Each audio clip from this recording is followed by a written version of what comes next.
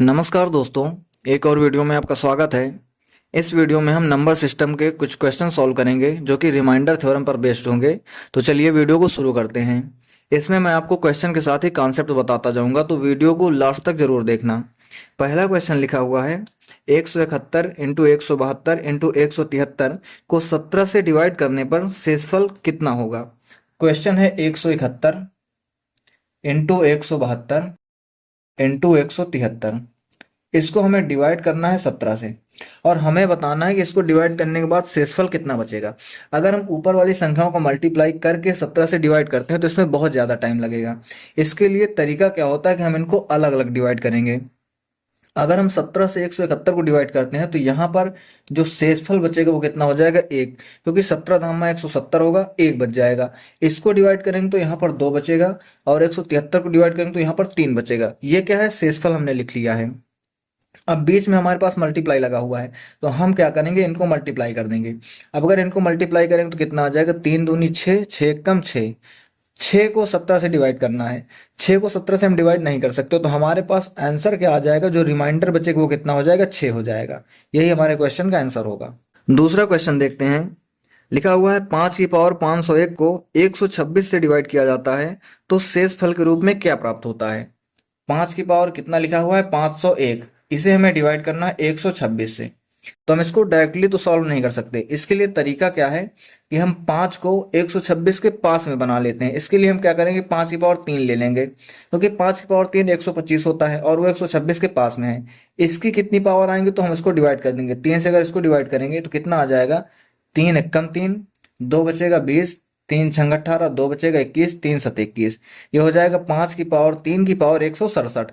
Divide उसको कितने से करना है, 126 से। अब यहां पर आप देखो 5 की पावर 3 को हम लिख सकते हैं 125 की पावर कितनी है, 167, और इसको डिवाइड कितने से करना है, 126 से। यहां पर भी हम इसको सॉल्व नहीं करेंगे, बल्कि हम 125 में 126 से डिवाइड करेंगे। अगर डिवाइड करते हैं तो शेषफल कितना आएगा, माइनस का एक, क्योंकि एक कम होगा तो शेषफल कितना आएगा, माइनस का एक। यहां पर हम लिखेंगे अब शेषफल माइनस का एक, उसकी पावर कितनी है, 167। इसको डिवाइड करना है 126 से। माइनस एक की पावर 167 माइनस एक आ जाएगा। इसमें हम 126 से डिवाइड नहीं कर सकते, तो इसका मतलब तो यह है कि हमारा रिमाइंडर होना चाहिए शेषफल माइनस एक। लेकिन रिमाइंडर कभी भी माइनस में नहीं आता, तो हम इसमें जो है वही संख्या ऐड कर देंगे जिससे हमने डिवाइड किया था।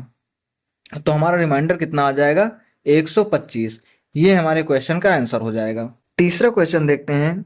लिखा हुआ है 7 की पावर 6 प्लस 5 को 6 से विभाजित किए जाने पर प्राप्त शेषफल ज्ञात कीजिए।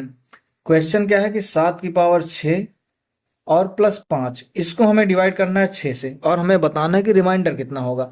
तो हम इनमें अलग अलग डिवाइड करेंगे। अगर हम 6 से 7 को डिवाइड करते हैं तो हमारे पास रिमाइंडर आएगा प्लस का एक, और अगर 6 से हम 5 को डिवाइड करते हैं तो हमारे पास रिमाइंडर आएगा माइनस का एक।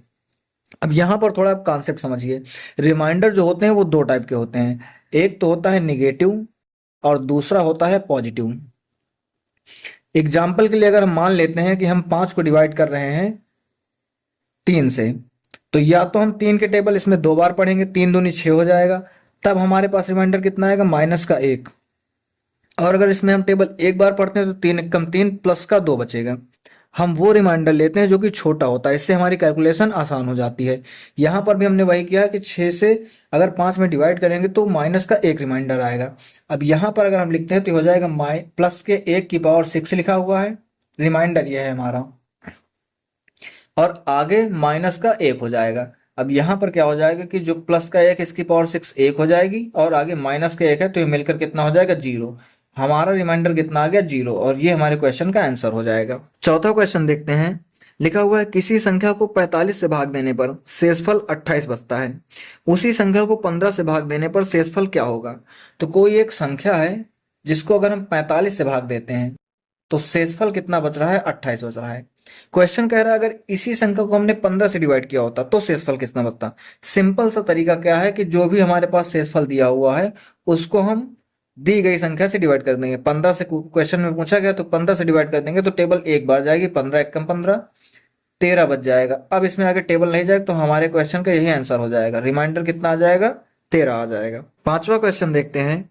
लिखा हुआ है एक संख्या को जब 5 से विभाजित किया जाता है तो शेषफल 3 बचता है। जब उसी संख्या के वर्ग को 5 से विभाजित किया जाएगा तो शेषफल कितना बचेगा।